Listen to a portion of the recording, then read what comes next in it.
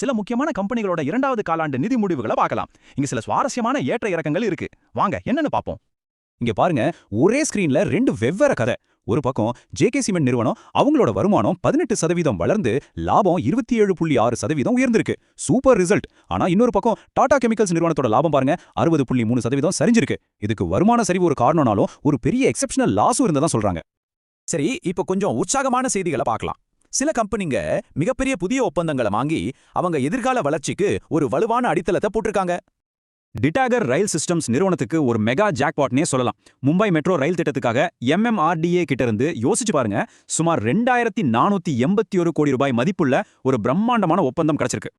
அதாவது இந்த கான்ட்ராக்ட் வெறும் 132 மெட்ரோ கோச் டிசைன் பண்ணி தயாரிக்கிறது மட்டும் இல்ல, அதுக்கும் மேல நிறைய வேலைகள் இருக்கு. 16 ஸ்டேஷன்களுக்கு சிக்னலிங், டெலிகாம் வேலைகள், அதுக்கப்புறம் அடுத்த 5 வருஷத்துக்கு முழுமையான மெயின்டெனன்ஸ் சர்வீஸ்னு ஒரு முழுமையான பேக்கேஜ் இது.